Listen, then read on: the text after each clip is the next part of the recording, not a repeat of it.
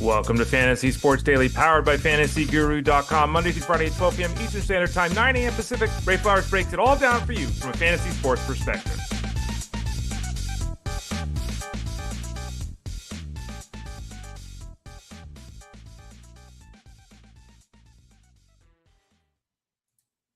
Good morning, everyone. Ray Flowers of FantasyGuru.com. Hope you're doing well wherever you might be. You're warm, you're safe, you're happy. Maybe that's asking for too much, but it's my hope for all of you on this Thursday morning. I am Ray Flowers. Follow me on Instagram, Threads, Blue Sky, Twitter X. Did I say that already?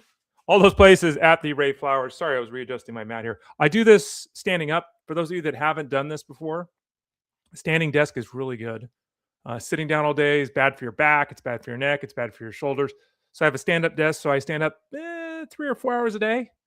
And it really makes a big difference for my back. So I highly recommend it. So anyway, I was adjusting the pad on the ground because I don't want to just stand on my hardwood. So I have one of these little yoga mats I stand on for a little bit of cushion with the old legs. Again, I'm Ray Flowers. Thanks for joining me here today on Fantasy Sports Daily. We're with you Monday, Tuesday, Wednesday, Thursday, Friday, all week long at 12 o'clock Eastern Standard Time. We go about an hour each day. Tuesday through Friday, we have the wonderful guests from FantasyGuru.com on this show. Unfortunately for all of you, on Mondays, it's just me. So I ramble on for an hour basically by myself on Mondays. But the rest of the week, we have guests, and this is a Thursday today. So we'll be visiting with Tyler Beaker. And let's throw up on the screen what that show plan is for today. We're going to talk about the draft guide. We continue to talk about the draft guide. You should want to talk about the draft guide. Hopefully you purchased the draft guide. All of these good things. We'll talk about that here in a few minutes, including the first round. Yes, we talked about this on the SiriusXM show yesterday. I know not everyone has SiriusXM Fantasy Sports Radio, so we're going to talk about it today. By the way, Jeff Mann's show, the Elite Sports Show, is on SiriusXM Fantasy Sports Radio Monday through Friday from 2 to 5 p.m. Eastern Standard Time. So you listen to this show in the morning for an hour for free, take a break, read some articles, jump in the chat room, go to the bathroom, lift some weights, whatever it is, eat lunch. And then you head over to SiriusXM from 2 to 5 Eastern for Jeff's show. That's 2 to 5 Eastern, Monday through Friday. I'm with you here Monday, Thursday, Friday. On Tuesdays and Wednesdays, I'm not here because I'm with Jeff on SiriusXM. So 3 days with you here, 2 days with you over there.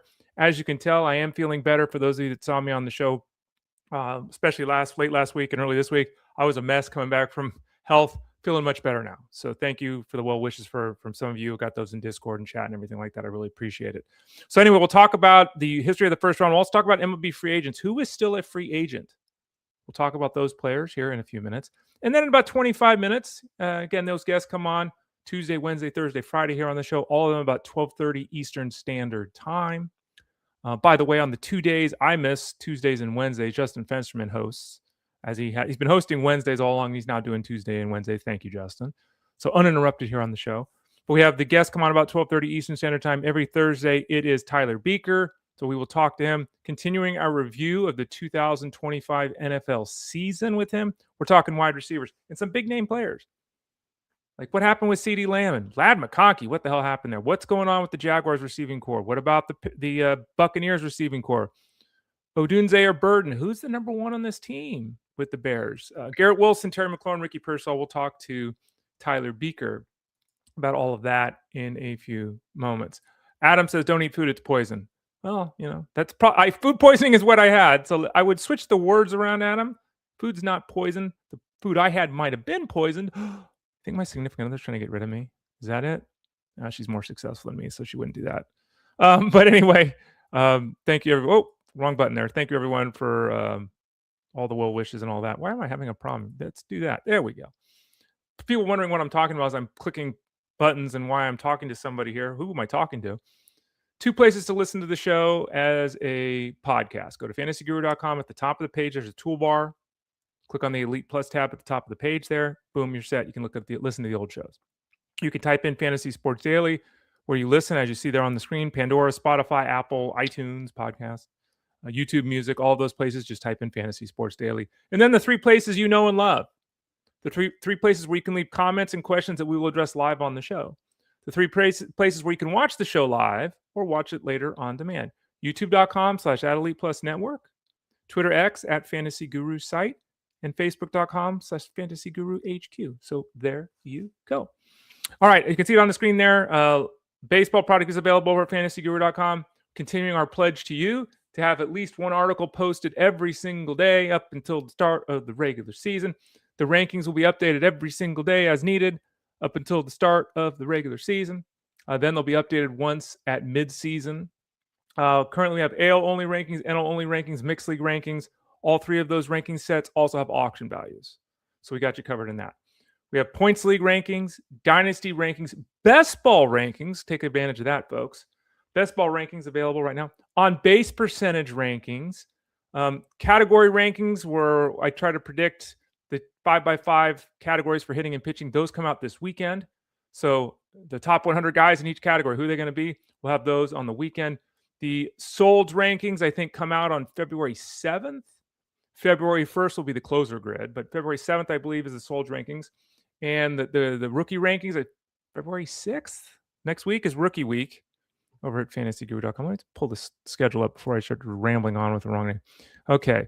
The top 50 rookies are set to debut on February 6th, and the sold rankings on February 7th. So we got quite a few rankings over at fantasyguru.com. We also have articles coming out on a consistent basis. Remember, everybody, you can go to the homepage at fantasyguru.com, scroll down a little bit. There's that blue section there. Click on the View MLB Draft Guide. That takes you to the homepage. That's where we catalog all the articles, so you don't have to worry about where it was posted or whatever. It's all there, so I would suggest bookmarking that. That page is vitally important. It's the home base, right?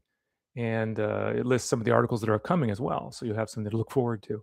One of the articles that we posted in there that is available for everybody that purchases the guide. Remember, you can purchase the seasonal baseball guide. You can get the DFS baseball package. You can get the betting baseball package. You can get 2 of the 3 packages. You can get all 3 of the packages and get everything we've got. Remember, the draft guide covers the entire season. It's not just the preseason, it's the entire season. All 3 packages have their own Discord room, so you can get into chat and talk to the experts at fantasyguru.com as well as talking amongst yourselves like you do here on the show. So all 3 of those have their own Discord room. You get access if you get the all-in package to every podcast, every live stream if we do them, every article, every ranking set, every Discord room, all the information we have available at fantasyguru.com. And if you have any questions about anything, support at fantasyguru.com. Support at fantasyguru.com for any questions you might have about the product. Back to the article itself. History of the first round is the title of it. And I've done this review. Baseball HQ has done this for 20 years.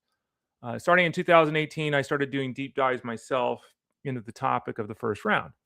And I've told the story many times. I famously said back in 2020, mere weeks before COVID shut the world down, on air, when I was sitting in the room with everybody for the FSGA draft, I said, Ray, you're up 4th pick. Who are you going to take? Well, we're not very good at prognosticating the first round. And I got death stares from around the room. It's like the dirty little secret. Like, we're not really very good at this. And you have to think to yourself, if we can't hit on the first round, how successful are we in the second round or the 6th round? I've said it for decades. We spend far too much time talking about the first round. The data absolutely unequivocally supports that position. So in the article, I won't go through all the details, but in the article going back to 2018, what we're basically trying to do is the following. How many of the top 15 players drafted according to ADP finished the season as a top 15 performer? So really simple. How many of the top 15 players on draft day were top 15 players when the season was all complete? Take a guess.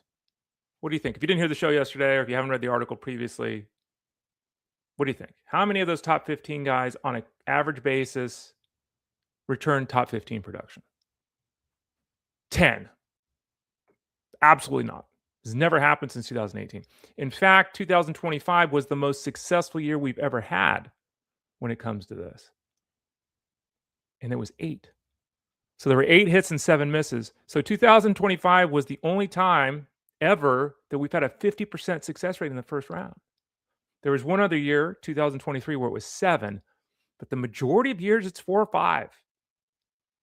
So you add that all up, and what that basically tells you is that out of the 120 picks that were reviewed over those 8 years, 40 of them, 40 return first-round value, meaning 1/3 of all the first-round picks that we all worry so much about right now. Oh, who do I take at 7 and 8? 1/3 of the players actually produced first-round value. 1/3. We spend far too much time talking about this. We spend far too much time worrying about this. Ray, what I have the option to pick up, my spot in the draft. What do I take? Do I take 3? Do I take 1? Do I take 10? You got a 1 in 3 chance of having your first round pick hit anyway. That's just data. And the one, I think that if you look at the number that Baseball HQ had, it was basically the same number that I have of 33 1/3%. So going back 20 years, they're in the 30s as well. 20 years in the 30s in terms of the success rate. So how do we handle this? Well, there are 3 main goals for you to undertake if you want to have your best odds of having your first round pick hit. And those 3 data points are all discussed in the article. Okay, so head over to fantasyguru.com, click the subscribe tab in the top right corner, sign up for the product, get access to everything in the preseason all the way through the season. If you have any questions about any of the products, send that email to support@fantasyguru.com. But there are 3 keys to avoid the first round bust. So remember, 2/3 of the players don't return first round value. Now, that is not to say that there haven't been many times where the guy that was taken 5th ended up as player 19, right? Just outside the top 15. So bust is not the right word. I shouldn't use that word. Just not 2/3 of the players don't return the value that you spent on draft day. They don't return the cost you spent on draft day, I should say. Doesn't mean they're a bust. Like, there's a difference between being player 21 and player 236, right? That's whoa, right? But the fact is, 2/3 of those picks in the first round do not produce first round value. Check out the article over at fantasyguru.com. All right, let's talk a little bit. And there's also a link below in the description and all that if you are having a hard time finding the piece over at the website. All right, let's talk about some free agents here. And let me do a quick little review here, Rooney, to make sure no one signed here. No, okay, nothing big has happened this morning. So there are a ton of free agents that have to sign with Major League Baseball teams, a ton. Not all of those players are super fantasy relevant per se, but as we saw with, I have to make a note on that too. Edward Julian, who yesterday was traded to the Rockies. He might be the starting second baseman for the Rockies this year. And at one point in time, at least, he could take a walk and get on base. If that guy's cranking out a .350 on base percentage in Colorado, so, sometimes these lower level free agents that don't sign until later, that aren't players anyone's really talking about right now, they fall into 500 plate appearances. It's a whole new ball game, especially in only scenarios, right? But there are fewer bigger name guys, but there's not a lot of bigger name guys left anymore. Most of the big name players have signed with the most recent signing of Cody Bellinger. It's a lot of the glue guys. A lot of the players are going to get, 2-year contracts for $15 million. A lot of those guys are still available. One of the big players still left, probably the biggest player still left, and in fact, he's got to be the biggest player still left. It's Framber Valdez. And there's a lot of rumors about where Valdez will end up.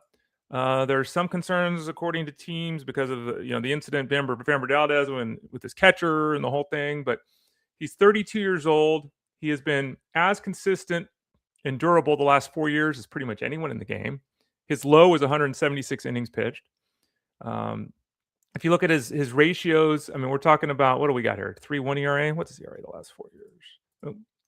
The last 4 years, his ERA is 3.2, and his WHIP is 1.16. Now, his WHIP last year of 1.24 was a 4-year high. And there is some concern here because he's not a dominator by any means. He is somebody, though, that pitches to contact. He gets extreme levels of ground balls. That has always been his moneymaker in his game. His career ground ball to fly ball ratio is 3-1. That's insane, especially in the modern day. Last year was only 2.6. 21, 22, it was 4.7, 4.2. So it's, again, I think we're seeing a little regression here in the skills, or the stuff. I shouldn't say skills, the stuff. Little regression, but nothing concerning with him.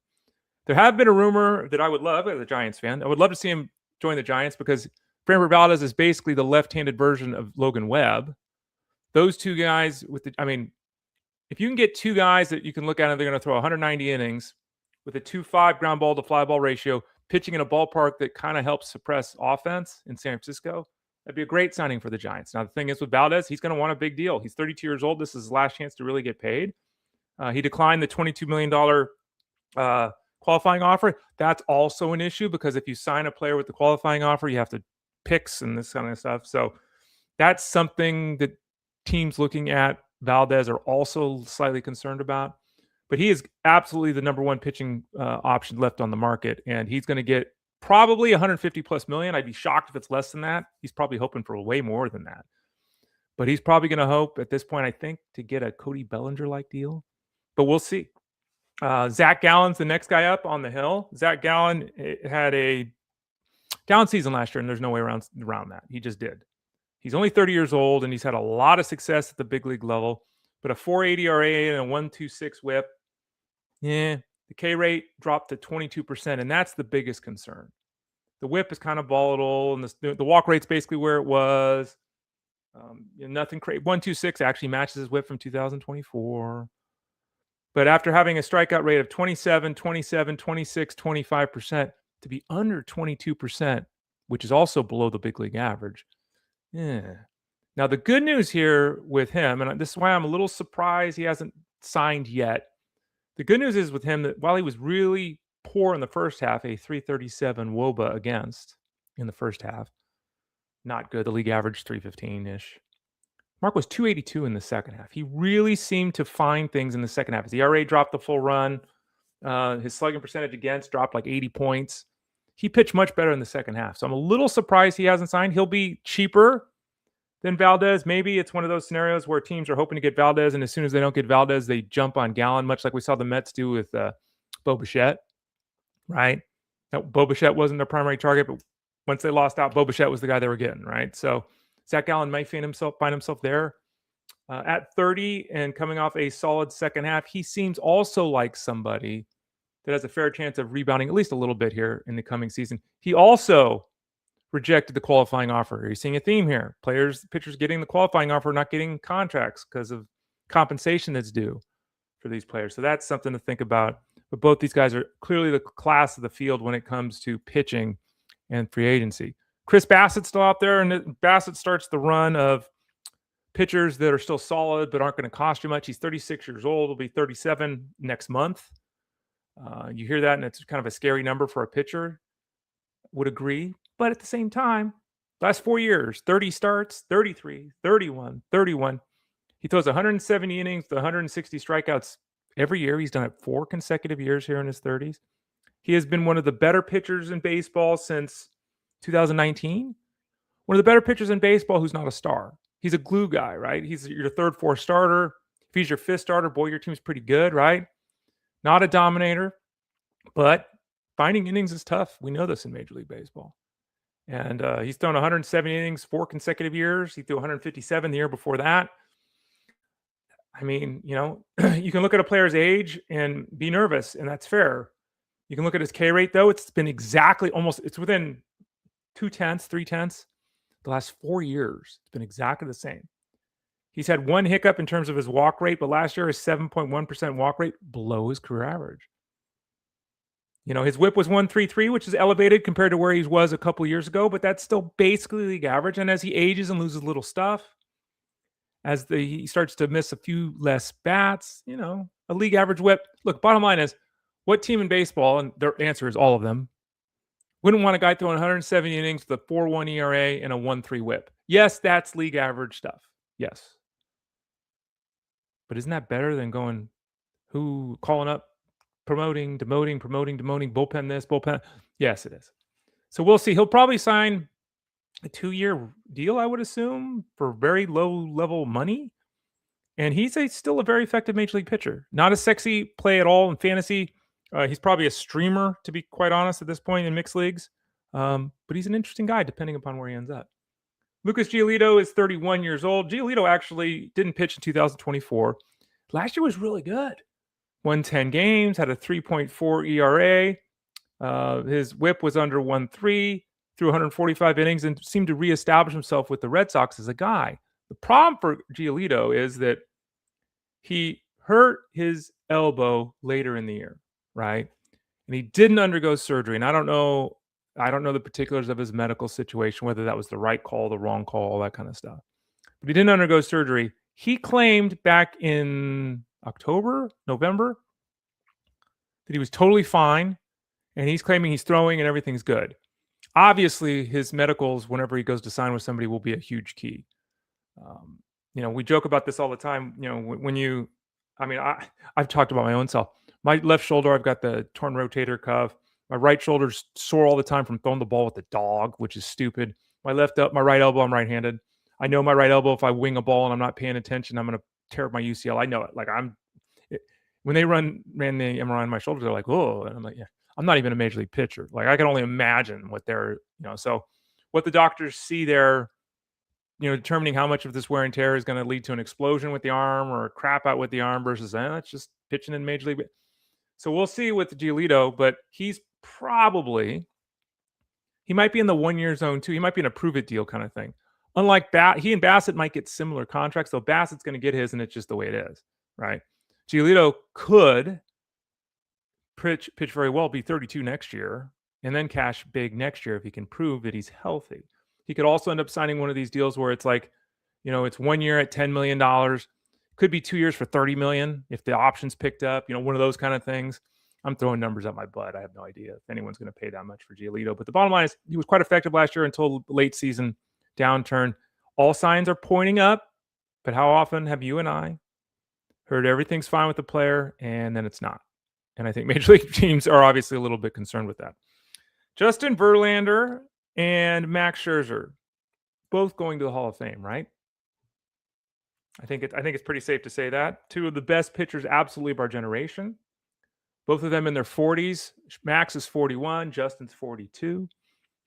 Both still looking for a home. Now, in the case of Scherzer, we heard the report last week that we shared here on the show. Excuse me. That Scherzer wants to pitch, is ready to pitch this season. He also said that he might wait until the season begins to sign with somebody. Okay. He might wait until Kodai Senga blows his arm up for the Mets and he goes back to the Mets or something like that, right? So it seems like Scherzer's a little open to a little bit of variety here. He might sign in the preseason to be someone's depth starter. He might wait until there's an injury in season. He might wait till there's a need in season and sign then. In the case of Verlander, we haven't heard that at all. Verlander, we are expecting him to want to be signed by opening day. I'm surprised. I don't know and I don't know the negotiations, right, or the details of these two guys and why they're both still free agents. Surprised either one still is, because even though both of them have concerns and they're not the pitcher they were 10 years ago or anything like that, they're still quality major league arms. Justin Verlander last year, he went 4-11 for the Giants, but he did throw 150 innings. And I think in the case of Verlander, much like Zach Gallen, for what it's worth, Verlander got much better in the second half too. It was 337 for Gallen in the first half last year in that WOBA against. It's 339 for Verlander. Ugh. I think it was 282 in the second half for Gallen, 301 for Verlander. Remember, the league average is about 315. So Justin Verlander was a better than league average pitcher in the second half. In fact, he had a 2.99 ERA. So he pitched better in the second half than he did in the first half. And that's not something you say often for a guy who's going to turn 43 in a month. So durable, yes. Effective, yes. Helped that he pitched in San Francisco to keep those fly balls in check. And that's a big deal with Verlander. He's always been a fly ball prone pitcher. Last year, the mark was 45%, a little bit above his career number, but the mark's been over 40. It's been 45+% each of the last 3 years. That's just where he's at. Losing a little bit of hop on his fastball when he throws it up. So he would greatly benefit from being in a ballpark that helps suppress offense, specifically the home run. There were many games last year where I watched Verlander pitch where the ball's hitting on the warning track that are dying. In other ballparks, they're landing in the third row. So he's probably cognizant of that too. But I'm a little surprised. We'll see where both of these guys sign, and we'll adjust their rankings accordingly because they're both still effective without being sexy in 2026. Eugenio Suarez is an interesting case. Suarez is 34 years old. He is a big-time bopper. He's actually one of the best power-hitting third basemen of all time. Yeah, I know. He hit 49 home runs back in 2019. He hit 49 home runs last year. Played for a couple of squads. There was an idea that he might go back to the Diamondbacks, but the Diamondbacks seem full of players now. I don't think they would sign Suarez to be the DH. So if they got Nolan Arenado. So Suarez is still kind of looking around. And everyone would take Suarez. Absolutely. I don't think many teams would have balked at a 1-year, $15 million deal, right? Would he sign that? I don't think that's what he wants. I wouldn't want that after coming off 49 home run season at 34 years of age. I'd want some security. So we'll see. He has been for about a decade now, roughly, I'm not looking at numbers, roughly a 30-90 guy for a decade, which is really effective. There are holes in his game. He doesn't run. He doesn't produce batting average. His on-base percentage is basically league average at this point. So there's some lots of strikeouts. 30% strikeout rate last year is concerning. The home run to fly ball ratio gods could turn against him, and a lot of 5 of those home runs could end up as outs. If 5 of those home runs end up as outs, he had a 25% home run to fly ball ratio last year, which was a 6-year high. If he ends up with 45 home runs and 110 RBIs, I think that's still way too high. But if he did, no one would care. So we all know what we've got with Suarez. There's no overt signs of failure coming in 2026 from him, but we'll need to assess where he ends up, ballpark lineup, all that kind of stuff. Luis Arraez, really interesting. Luis Arraez is a 3-time batting champ, right? This guy's a career 317 hitter, and he's never hit below 292. He had 292 last year as career low. The problem for Arraez is that he doesn't have power, which teams want today, right? If he was doing this 25 years ago, he would have been, 35 years ago. It would have been, oh my gosh, this guy's the best number 2 hitter in baseball. He might be the best number 2 hitter in baseball, but he's only got 1 season of 10 home runs. He's only had 1 season of 11 steals. And his real big problem is he's not very good defensively. So you have a hitter who's great at what he does, but who is limited offensively because he doesn't really run. If he could steal 30 bases with his skill set, it would be different, but he doesn't do that. He also is so poor defensively that they moved him off second base. He only played 14 games at second base last year. Played 117 at first base. So he's only qualifying at first base in fantasy, and that's rough. Even if he's hitting 320. If he's hitting 320 with 8 home runs and 71 RBIs, so he's more of a corner infield guy in a deeper mixed league. Certainly a batting average producer and booster if that's a need that you have. But he's having a hard time finding a home, and I was listening to some reports on him yesterday, and there doesn't seem to be a real fit. There's, and again, every team in baseball would take this guy. And even if they, maybe they platoon him, maybe they'd use him as a little here, a little there, and give him 450 plate appearances. Every team in baseball would take this guy. But do they just want to give him 600 plate appearances as their first baseman? No one's seemingly wanting to do that. So he's 28 years old, in the prime of his career, is what he is, but he's struggling to find a home in baseball in 2026. Next up, Austin Hayes. Austin Hayes is a really effective player who simply can't stay healthy. We have seen this for years. First with Baltimore, then with Cincinnati. Last year, he was off to a great start, kind of petered out toward the end. Still, 768 OPS is a solid number. 15 home runs, 64 RBIs, 60 runs scored in 103 games. That's a 20-80-80 pace. But the issue is that he finds it very difficult to stay on the field. So that's one of the main reasons he's available. He's 30. There's no upside with him. He easily could be signed somewhere to hit against lefties. Last year he had a 949 OPS, 949 against lefties. That's really good, right? So maybe someone will give him an opportunity there as a platoon guy. I don't know, but he's looking for work. He also could be one of these guys, kind of like Scherzer, but for a different same reason. Some team could have an injury in spring training, and let's get Austin Hayes, right? So maybe he's waiting for an opportunity like that. But he's still one of the better options in the outfield that's available right now in Major League Baseball. And then finally, Marcell Ozuna, before we talk some football with Tyler Beaker. Marcell Ozuna, doesn't play defense. He's kind of like Luis Arraez, but he's a power hitter, right? He doesn't play defense. He, in fact, Ozuna didn't even play a single game in the field last year. It was all DH. Started out very well as a 34-year-old. He's now 35. Started out very well and finished very poorly. Had a 756 OPS, which was right in that Austin Hayes zone. Now, we have to remember that though that mark was 756 last year, it was 916 the previous 2 years. And in 2023 and 2024, this guy went 3,900 both years. Last year was 2168. I think it's much more reasonable to expect him to be closer to those numbers as a 35-year-old than to be hitting 40 and 100 but he's just a year removed from doing it twice. His issue, again, is the lack of defensive versatility. Because even last year when he struggled hitting 232, 355 on base percentage. Like, that's still a really good number. So he absolutely can help an offense. He was at, what was his weighted runs created plus was 114, 14% better than league average. His WOBA was 334. Again, the league average 315-ish. So he was much better than an average baseball player last year in terms of the advanced metrics. But limitations, especially defensively, and the age are causing him to just sit there and languish. Someone will get a guy that's going to hit 20 home runs. Someone will get him this year. The question is, will it be 20 home runs or will it be 30 home runs in 2026 for Marcell Ozuna? Don't forget to go to FG, click that subscribe tab in the top right corner, get signed up for the old baseball product at fantasyguru.com. We got you covered all season long from day one through game 162 over at FG. Okay, it's a Thursday. On our Thursday, we talked to our main man, Tyler Beaker, who, like myself, is still fighting the good fight, is still reviewing all the playoff games. I'm sure he'll have his game script article up next week for the Super Bowl. He joins us every Thursday at 12:30 Eastern Standard Time. He's in Discord answering questions. He's putting bets out at fantasyguru.com. He's all over the place. Let's bring him into the show today. Tyler, welcome to the show. How you doing? Doing good, Ray. Excited to chat some ball with you. We've got a little bit of a hiatus between now and the Super Bowl. I think it's almost a bit too long. I was just looking back on like how I used to spend this time preparing for some Pro Bowl DFS. Okay. Those days are long in the rearview mirror, where there's no money to be made now in this Pro Bowl action. We've got jokesters like Shedeur Sanders making the Pro Bowl.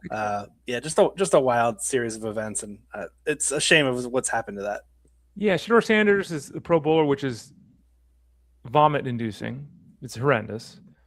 Bill Belichick doesn't make the Hall of Fame. Insanity. Like, is the NFL, and I saw someone talking about this, you think the NFL is doing this as a storyline? Like, is any, because neither one of those two things, logically, they make 0 cents. Not like 10%. They make 0 cents. What do you think? If I'm not mistaken, I thought the Pro Bowl was partially broken down into fan voting, and unless they change the percentage that fans vote, then I don't know what's going on there.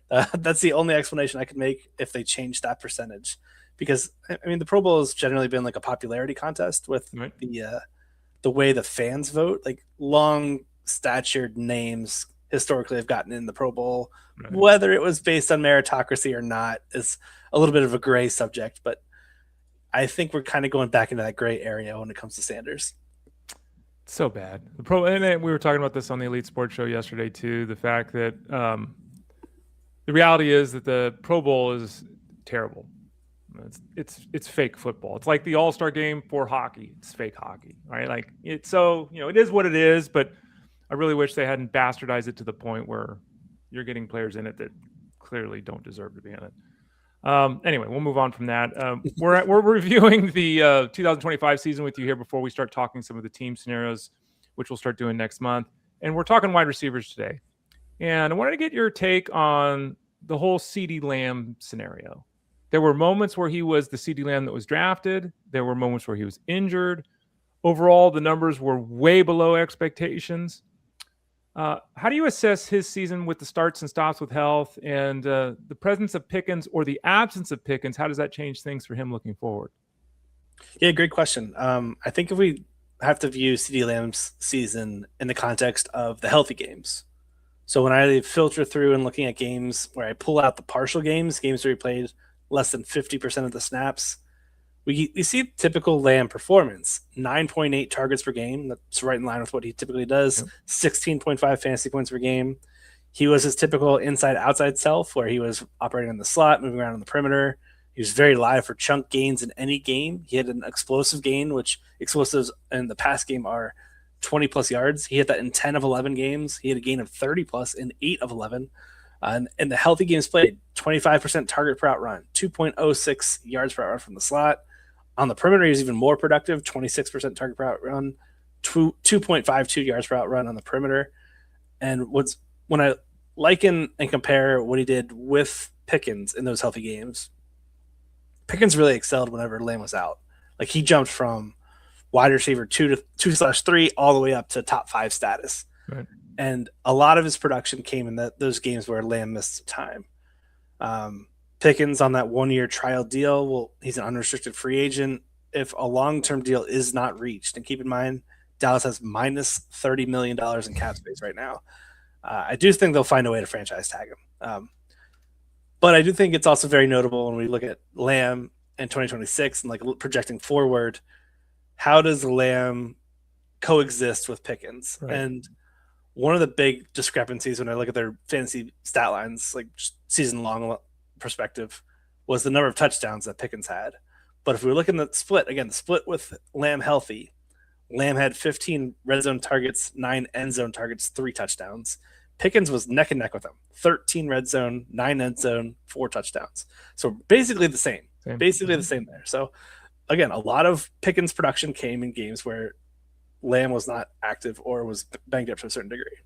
So I think those that drafted CeeDee Lamb as a top 3 wide receiver in this year, he was going off the board at the same point as Jamar Chase and Justin Jefferson, were disappointed, sure. But when we fast forward to 2026 and what it's likely to look like, I think there's not enough money to improve this defense, and they've got to improve so much on the back end. The entire secondary is a mess. Their pass rush is a mess. The off-ball linebackers are a mess. That they're going to be put into passing scripts out of necessity. And they also don't really have a running back. Like Javonte's contract's up as well. Do they pay him a sizable contract? We've seen in years past where Dallas is not afraid to do that. Do they do that here with Javonte? Yeah, I don't know.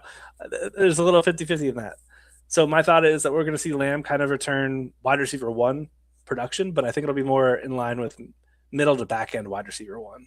And I just checked out our rankings over at Fantasy Guru. Our dude, Jeff Mann's always cranking out content. He's already got his 2026 rankings out, and he has Jeff exactly where I'm describing him, has Lamb as the wide receiver 7 in his early ranks. So I think we'd probably expect him 1-2 turn in most fantasy drafts. And I'm comfortable clicking there. I think he'll still be worthwhile selection at that point. Yeah, the far too early rankings are available over at fantasyguru.com. Lots to change since then until we get there. Free agent signing, blah, blah, blah, blah, blah. We're just figuring out coaching situations around the league, but they are available for those people. They got to get the information right now. Let's go to the Chargers. We had an 80 catch guy with the Chargers, and of course it was Keenan Allen. Ladd McConkey, toilet city compared to the previous season. And we talk a lot about busts and stuff like Justin Jefferson. Everyone's furious about. Ladd McConkey, according to what the field expected and according to what we got in reality, that was a huge miss. What happened? Yeah, he talked about how CeeDee Lamb was a top 3 wide receiver. Ladd McConkey, he was a top 12 wide receiver in most drafts. He was going in that late round 2 in many draft boards that I was participating in. Big drop in production this past year. He went from 82, 1149, and 7 as a rookie down to 66, 789, and 6 in the sophomore season. So on a per game basis, that's 1 full reception gone. That's 20 plus receiving yards gone. He was drafted as a top 12 receiver, but he ended up as a wide receiver 35. Disastrous end of the season where it mattered most. Yeah. Less than 5 fantasy points in PPR in 4 of his final 6 games. Awful. Yeah, awful. So what do we do? We'll fast forward to 2026. Do things get better? That's the big question. We're kind of in January. There's a lot of question marks and moving pieces. One piece that did find its home was the offensive coordinator, Mike McDaniel, now in Los Angeles. We're going to bring back both starting offensive tackles, a pair of previous round 1 draft selections. Yep. They have the 3rd most cap space available with $80 million in cap space. Keenan Allen's contract's up. Defense could take a step backwards. Jesse Minter moving now to Baltimore as their head coach. And that unit to me was very much a sum of its parts rather than individual players exceeding their talent and having individual standouts. And then when you throw in the factor of how Mike McDaniel previously operated in Miami with what we've seen from Harbaugh to date, I'm kind of anticipating this to be much more of a run-oriented attack. And that likely doesn't mean we see McConkey get a massive uptick in volume and opportunity. And he's just kind of stuck in the point where he's not a priority click, but I think he's a fine click for like a wide receiver 3 or 4, particularly in full PPR formats where you're getting the bonuses for the reception work. But it's just not the promising trajectory that we saw after year 1. I think that could be applied to several of those 2024 rookie seasons that were just fantastic. 2025 saw many of these guys. The trajectory wasn't quite spiraling up to the moon. Some of it kind of leveled out. Some of it went down. McConkey looks like one of those guys who unfortunately went down. So I'm very interested to see how this offseason culminates for Los Angeles. I'm very, very bullish on them as a whole. But I do think that McConkey, in terms of like a fantasy asset, I don't think he's got top 12 juju. I just don't. Yeah, over at fantasyguru.com, Jeff Mans was very vociferous this preseason, by the way, telling people get away from Lad McConkey. So I know that's not what the universe did, but that's as a rule what we were doing over at fantasyguru.com. Tyler Beaker of fantasyguru.com. Let's talk about the Jaguars here. That whole weird Travis Hunter, what's he going to do? We trade half our draft picks in the history of our team to get a guy that we're not going to play at wide receiver. That didn't work. He got hurt. We're now hearing that he's probably going to play more defensive back, which is what he probably should have been doing anyway. But so he's floating around as a wide receiving option for this team here, whatever role that might be. They added Jacoby Meyers, signed him to a contract, I think, too, right? If I'm not, am I cracked there? I think they did. They added Jacoby Meyers. You had Brian Thomas not look like the guy he was as a rookie. You had Parker Washington late in the year really take a step forward. Talk us through this whole group. It's a really fascinating group from a variety of angles. Absolutely. And I think the biggest angle was just the change that we saw in Jacksonville from the first half to the second half. Kind of a slow start for Trevor Lawrence from weeks 1 through 10. He was the quarterback 33 in EPA and CPOE composite. That's 33 out of 35 qualifying. Fast forward weeks 11 through 18, he was quarterback 5. So massive leap forward. There are those growing pains in Liam Cohen's offense. I kind of want to give a year one mulligan to Cohen in this group because it just seems like they took a while to finally get going. The defense kind of carried them in the front half. The run game also did well in the front half, but it was really the passing game that took off to close out the season with Trevor Lawrence playing some of the best ball that I've seen from his entire career. So they've got those lumps out of the way early in the year. The big rise came, I think, with Jacoby Meyers getting healthy, Parker Washington taking on an expanded role, but they also came at the expense of guys like Brian Thomas Jr. and Travis Hunter taking back seats, with Hunter on IR, BTJ out for quite a bit as well. It's a really tough question. How does this entire unit coalesce in 2026 with so many pieces there? Because we also have all of these pass catchers returning. We've got Brenton Strange returning, who spent some time on IR as well. The only really big missing piece is Travis Etienne. So I kind of think this entire passing game is just going to be too many pieces where it's going to be really tough for us from a fantasy angle.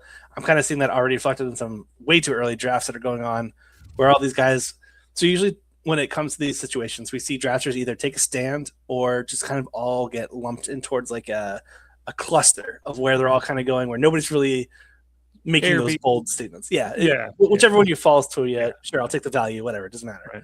And that's kind of what we're seeing with these early drafts with in order going Brian Thomas Jr., Jacoby Meyers, Parker Washington, and then Travis Hunter at 4th. So I'm kind of in line with that ranking at this time because, frankly, I don't know what the heck to do with Travis Hunter. A legitimate question mark that I think even this Jacksonville team doesn't really know what to do either. They traded up to get him at the number 2 pick, and they spent a lot of capital to do so.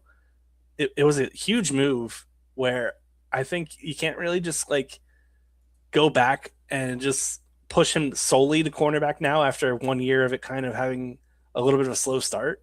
I think he's still going to maintain some value in the receiver position, but in terms of start sits, like this is a guy like you'd rather own from an IDP dynasty lens where you can just capitalize on the big weeks and plug him in at corner where you get those wide receiver productions, double dipping basically in fantasy scoring. But from redraft, it's just like you don't know what to do. So we're going to have to pay attention to a lot of camp news, a lot of buzz coming out, see if we can get any legitimate beat reporters giving us good information. I'm not holding my breath for that one. I will say I was very, very excited and eager to put Jacoby Meyers in my DFS lineups, my fantasy lineups to close out the year. He was very, very consistent to close out the season. He was rewarded with a 3-year, $60 million contract extension, like week 14, 15 to close out the year. So, early drafts have him going as like wide receiver 3, wide receiver 4. And I like that the best in terms of like the best value and opportunity to put in a guy with upside in your starting lineups where there's too much of that risk for my eyes for guys like Brian Thomas Jr., who's going a full 12 to 15 wide receivers ahead of Meyers. I would just rather take the discount on him. And then Washington, just another guy I'm very comfortable clicking if you don't get either of those first 2 options. Tyler Beaker, fantasyguru.com, joins us Thursdays, 12:30 Eastern Standard Time. We go about a half hour with him. Let's shift things over to the Bears. Not really sure what happened to DJ Moore this year. Now there's uncertainty whether he'll be with the team. Odunze was effective early, then seemingly hurt for half the season, and then when he came back, kind of Luther Burden took a long time to get going, but once he got going, some good things happened. The advanced metrics are very positive with Burden too. Odunze and Burden in particular, I don't even know if DJ Moore's on this team next year. I don't know what they're going to do there, but if you had one young player, Odunze or Burden, which direction are you leaning? Because they got some weapons here in Chicago, but there's a real question as to who the best fantasy option might be. Yeah, it's a really tough question, actually. I was really optimistic with what they did with Odunze to begin the year. From weeks 1 through 13 when he was healthy, he was the wide receiver 27, which is okay. It's not like knock your socks off, but he was being drafted a little bit higher than that with anticipation of him producing a bit more. But what I really liked about Odunze, though, was he was very matchup specific, where we could face him off against man coverage and routinely get good results against man coverage. Like, keep in mind, Odunze is a big receiver, 6'3", 215. He sported a 30% target per out run against man coverage and 2.12 yards per out run. Big leaps from what he did against zone, which was a 22% target per out run and 1.78 yards per out run against zone coverage. So big producer against man coverage. Burden really made that big leap down the stretch whenever we kind of saw Odunze banged up. And unfortunately, it's just kind of like the overlap of timing never really got us a chance to see both Odunze and Burden playing well together. We can also attribute the outbreak of Colston Loveland also as another player that emerged down that second half. I guess some positives. Olamide Zaccheaus is a free agent. Perhaps he's out of the picture. DJ Moore, I wouldn't say he's a cut candidate. Like, he's got a $28.5 million cap hit this year and a $35.5 million dead cap marker. So what they need to do is find a trade partner, I think. And that's really tough to do because they just signed him to a 4-year, $110 million contract just 2 off seasons ago, which his contract goes to 2029. So we're in 2026 right now. We still got a lot of years left on that contract for DJ Moore, who at times looked disinterested. That interception late in that Rams game notably sticks out, and I think everyone's mind right now. Very, very inconsistent performances from DJ Moore in 2025. But I don't know what to do with this. Like, I'm sure the Bears are in the same position where they've spent so much early capital on these young guys that are making those steps forward. Odunze, a round 1 pick. Loveland, a round 1 pick. Burden, a round 2 selection. They've got a great nucleus in terms of the pass catchers. And they got this overpaid veteran. Do they try to ship him? Do they try? It's going to be a fascinating offseason to see what they do with him. But I think that could be just kind of one of those contracts where you almost just need to pull a Saints and just stick with it and just eat the money. Like, I don't know if they're going to be able to get rid of DJ Moore. And so with that in mind, I think DJ Moore's, let's just assume Moore's there with them. It just kind of lowers the ceiling of all these guys, where Moore just plays just enough. He gets just enough routes and snaps and opportunities to kind of dilute the ceilings of all these guys from an individual lens, which really stinks because I think Odunze, Burden, Loveland, all of these guys look like special talents in my eyes. Tyler Beaker of FG. Special talent is not necessarily a term you would use to describe a lot of the offensive players with the Titans. The Titans did sign Robert Saleh to be their head coach. More exciting for us from a fantasy perspective, Brian DeBall has been brought on as the offensive coordinator. The hope obviously will be that, Cam Ward, who showed some improvements as the season wore on, will take a step under DeBall. We're talking wide receivers today, though. So, the 2 big names are Io Manor and Dike. They need somebody else, right? Like, they need a 1. Like, neither one of these guys is really that guy, I would think. You would echo that thought. But how do you assess the receiving core right now? And are you expecting them to do something big either at the draft or on the trade or the free agent market? Yeah, we'll start with Calvin Ridley, who is a very live candidate to be cut. Titans can take on $13 million in dead cap this year versus paying him $27 million in 2026 and 2027. So $13 million cap hit, not great, but I think they could afford that in terms of moving on and just being like, okay, we tried, it didn't really work out here. They also have the number 4 draft pick in this year's class, which I think is also very live for either a wide receiver, offensive lineman, edge. If they go wide receiver, there's some great guys. They'll have their pick of the litter, basically, because I imagine the first 30 picks will not be receiver. So they'll have their first chance to pick whichever wideout they believe in the most. Cam Ward coming off a rough season. I don't know what Brian Dable sees. Maybe there's something there that I'm not seeing. Ward QB 39 out of 40 qualifying in EPA per play, quarterback 38 in success rate. And that poor quarterback play kind of trickled down to the rookie receivers as well. Dike to me is not the answer. He looked like a reach at the time. And while he did make the Pro Bowl as a returner, out of 68 wide receivers that ran 300 routes last year, he was wide receiver 65 in separation, wide receiver 57 in yards per run, wide receiver 63 in ADOT. And yeah, you can be a shallow ADOT receiver in this league and still find success, but he had 4.7 yards after catch per reception. That does not stand out at all. Like, we routinely see the guys at the top of the leaderboard, 8-9+ yards per yak per reception. To get half that is just doesn't scream special to me. And then he had 2 missed tackles forced all season. For a guy that's an elusive punt returner, 2 missed tackles forced, something's not connecting there. I don't know if that's the Titans' offense. Is he not being schemed in space? Maybe Dable can do some stuff, work some magic there. But I think him retaining that slot role is fine, but we definitely need a true alpha. When Ridley was out, we saw Alec Eomanor kind of get that opportunity to rise to the occasion. He was a guy that I was really in on pre-draft as like a talent that I thought was really special. But he had a really turbulent first season. Failed to clear 40 yards in 10 of 16 games.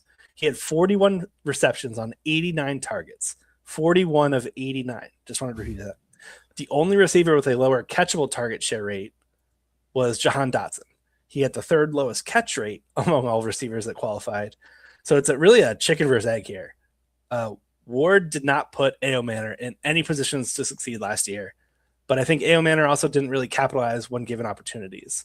So I kind of want to give those 2 young guys, Dike and Eomanor, rerolls with hopefully a better schemed offense where we get these guys schemed in space, better route concepts, and a legitimate wide receiver 1 and alpha that they can lean on. No offense to Calvin Ridley, I just don't know if he's that guy right now. I don't think he should be offended. I think that's fair to question him. And I agree with you. I don't think that's the right move for them to hold on to him at this point. Jets, Garrett Wilson, really good at the start, got hurt, season was over, all kinds of uncertainty. We don't know who the quarterback's going to be. We don't know what the coaching staff's going to look like. It's not fair to ask you this question right now, but where are we at with Garrett Wilson at the moment?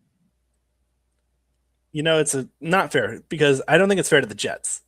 They really just kind of, I don't even know how to phrase this. Their decisions to stick with Aaron Glenn, despite Aaron Glenn firing both coordinators, 6 assistant coaches. Yep. It's like that one meme. We're all trying to look at the person who's at fault here. It's just really tough here to run it back with Aaron Glenn. Unless the hope is we're out of the running for Mendoza. Let's stick with Glenn because we know we're going to get a top 5 draft pick again next year. This Jets team went from number 2 in dropbacks per game in 2024 down to bottom 7 in those games where Justin Fields was the starter. And Garrett Wilson, he's just been this wide receiver that's consistently earned targets, and that's really propelled him throughout his career. So 2022 through 2025, he was wide receiver 14, wide receiver 7, wide receiver 6, and wide receiver 9 in targets per game. Great volume.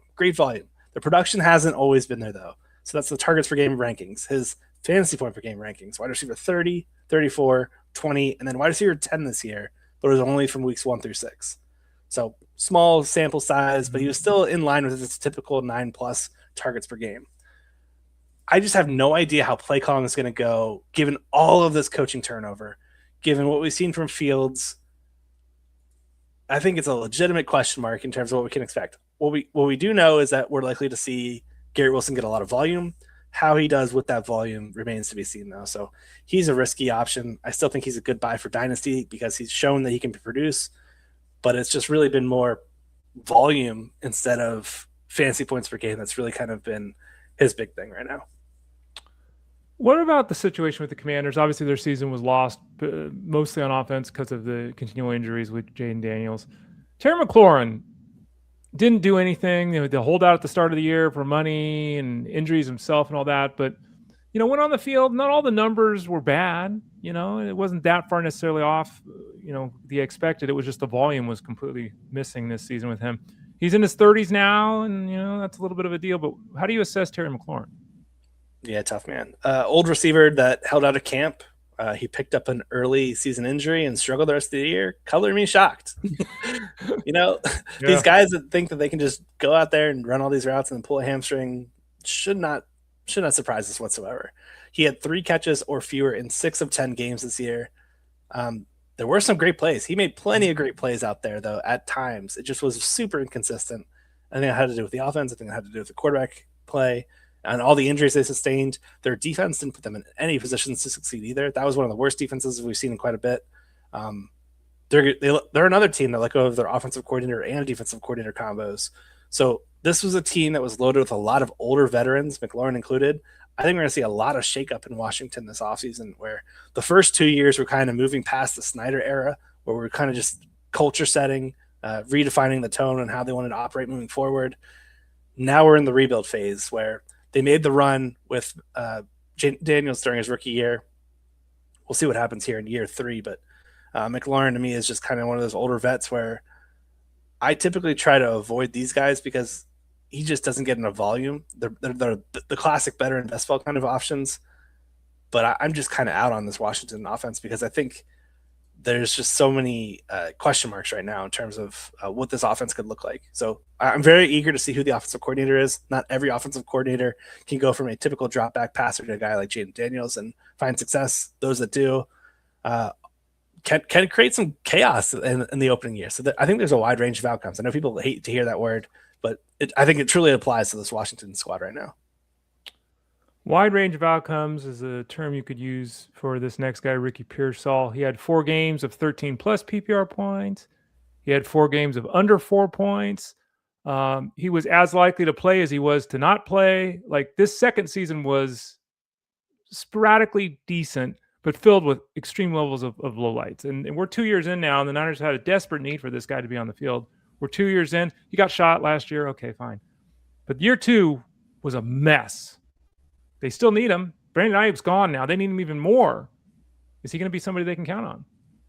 I mean, they would like to utilize him in that vertical role. It's very clear that they want him in kind of what the Ayuk role was in terms of stretching the field. It's just a question of availability. I think Pearsall's got a lot of talent. He's got a lot of ability to make people miss. But when you're not available for half your games, or you're in there in and out of the lineup, you're on a pitch count, it just doesn't bode well. So I kind of want to give him and Juwan Jennings almost like a full mulligan, because they entered the year banged up and really injured and never really got a chance to rest and recover and get back to 100%. Next year, when we look forward to it, without Kittle there, I think there's also going to be a huge vacancy in terms of quite a number of targets there. So I'm kind of not against the Pearsall buy. I just want to see him get fully healthy, even if that means I just take him the next 3 months off and just say, I don't know what he needs. He just needs a full recovery. I don't think there's any surgeries that are required at this point, but if there's any lingering injuries, get that surgery done sooner rather than later, because I think there's a good chance that this Niners team, with all those injuries on defense, they were really exposed to close out the year, but they also added some decent pass rushers. I liked what they have in terms of their pass rush. The linebackers, when healthy, are decent, but it's still a squad where I think there's enough missing pieces on the back end where they're going to be forced into keeping their foot on the gas for offense most of the year. And we saw whenever the return of Brock Purdy occurred that they were still putting up good points week in and week out, aside from the Seattle game. But week in and week out, this team was putting up 30-plus points per game. They were one of the most efficient and effective offenses. It's still a team I want to invest in. Let me just round up this conversation that way. And Pearsall is one of those players I will want to invest in, because we'll likely get him at an injury discount after what we saw in 2025. Finally, situation with Tampa Bay. This one's really interesting. Evans and Godwin ain't getting younger. Emeka Egbuka was a superstar the first third of the season. Last third of the season wasn't part of the offense. In fact, Jalen McMillan at the end of the year seemingly passed Egbuka. Had a great rookie season overall, did Egbuka, but so I don't know. I guess Mike Evans could theoretically move on contract-wise, all that. Godwin's obviously coming back. Talk us through this receiving core. Some youth, some age, some positivity, some negativity. Yeah, really strange one, and kind of hits all sectors of the field. Evans specifically, I think he's a guy very live to retire. I think we've kind of saw them hinting at that to close out the year. I thought I kept seeing that pop up as a like we got into week 16, 17, 18. I thought I kept seeing reports of him possibly like this could be his last time playing at the Bucks home stadium. This could be the last time we see him on the field. He's got a lot of wear and tear on him. And those types of receivers that are the bigger bodied guys that aren't the fastest, they tend to have the shorter shelf lives in my eyes in terms of being able to be, if you're unable to separate late in your career, I think it's just quickly going to be a disastrous fall off. And Evans could still separate last year. There were still some good separation marks in terms of the advanced stats, but he looks like a guy that's ready to hang him up. I'll just be honest. Godwin, I felt like he never got started on the right foot either, kind of similar to the Niners wideouts where started the year off injured, never really got to 100%. And Ibuka kind of was drafted to do exactly what they described on draft night, where he was a pick for the future and for now. And he did show up in 2025 to begin the year while both Evans and Godwin were in and out of the lineup due to injury. The way they closed the year, super frustrating, where Ibuka just really took a full back seat. And the McMillan swap, like you said, just made Ibuka unrosterable to close out the year. Like, you could not play him. I think he had like one catch in one of his final games. But I did see enough from Ibuka where I feel confident in starting him moving forward as like a top 25 asset, especially with his offense. Like, this is a team that will want to throw the ball pretty frequently. I'm not sure what to do with McMillan. I think he's a solid dynasty stash and hold for now, but for redraft, he's probably more of like a best ball selection or a depth piece where you can't really use him or get super excited about him until we see one of these pieces out of the picture. And the easiest path for that is Evans retiring or another injury, but the injury, you never know when that'll occur. So there's a lot of variance too for McMillan in terms of what to expect. But man, this is another team where I'm just kind of like, there's a lot of moving pieces here. If we go to the chat, Tony asked a question. Tony asked a question: do the Bears have a number one wide receiver on the team, and they need to go out and get one? We did talk about, I don't know if you missed it, Tony. We did talk about the Bears in particular. Tyler gave a full breakdown. My assessment of this would be that they can't sign a number one wide receiver. They've got Burden and Odunze, who they're not going to mothball, and they're paying more, $25 million or whatever the hell it is, Tyler, right? So like, it's just not. No, they're not going to go out and get a wide receiver one, even if they quote unquote needed one. I would argue, instead of phrasing it number one, I would phrase it Odunze as the X. He's the big bodied wide receiver. And then we've got Burden as kind of that more flanker guy that can be the field stretcher at the Z, pardon me. What they would probably need would be a slot, but I think you can get by with Loveland as your big slot and do what we've seen some of these other teams do that have found success with the mismatches that tight ends are able to do that. So, I don't really think number one is the way I would phrase it. I think they have plenty of talent there, and they don't really need another guy in terms of capital to spend to add to this group here. Tony falls up. He's obviously a Bears fan. With Olamide Zacchaeus leaving, do they go after a top free agent wide receiver running back? They're not going after a top end wide receiver. It just doesn't. They're not paying $150 million to somebody to play wide receiver. I've seen the running back thing come up a lot. Had a discussion in Discord there. I don't know if it was Tony. Had a discussion. Everyone loved Kyle Monungai like 8 weeks ago, and now a lot of Bears fans don't even want him on the team. Everybody loved DeAndre Swift for about 4 quarters, and they've hated him all year long. How do you think the backfield's going to play out? Because it's seeming like a lot of Bears fans are hoping that they're going to go make some big splash in the running back market. Do you see that as a possibility here? I don't. Do you? I'm trying to pull up their running back expenditures for 2020. Yeah, so we've got everybody returning. I don't really see any shakeups there. Swift looked good to me. I like the 1-2 punch that they had with Monungai. Roshan needs to stay healthy, but right. I liked what they had there. I don't think we'll see any kind of changes here, to be honest. Maybe we add a depth piece, but that's probably like a practice squad level player. I don't think it's like a legitimate needle mover. Free agents, though, I think there are some notable names there, if I'm not mistaken. I saw this one example. I had a discussion before. Javonte Williams. I can't imagine a scenario where they do it. I mean, Javonte Williams and DeAndre Swift, I would love to see that. Are they going to pay, $25 million to Javonte Williams to be the running back too? Teams don't really do that much anymore. Does that seem like on paper a fit? If it does, Monungai's useless. I'd almost view it more of like a bigger body type of back would make them more sense to me, right? To complement with what we've got there in Swift, right? Like in theory, Roshan Johnson, but he can't stay healthy. Yeah. Monanga is kind of a bigger guy too, but maybe Najee Harris. I mean, he kind of whiffed in LAC, but right. Just adding some guy with that kind of size, maybe. Yeah, I think that kind of makes more sense to me. Tyler Beaker of fantasyguru.com. If you want to ask Tyler or I any questions over at fantasyguru.com, we're both in Discord every day answering those questions. Click the subscribe tab in the top right corner to get signed up. If you have any questions about the baseball product, the football product, any of the products, remember the MVP plan is hockey, basketball, NASCAR, PGA, MMA, horse racing, tennis.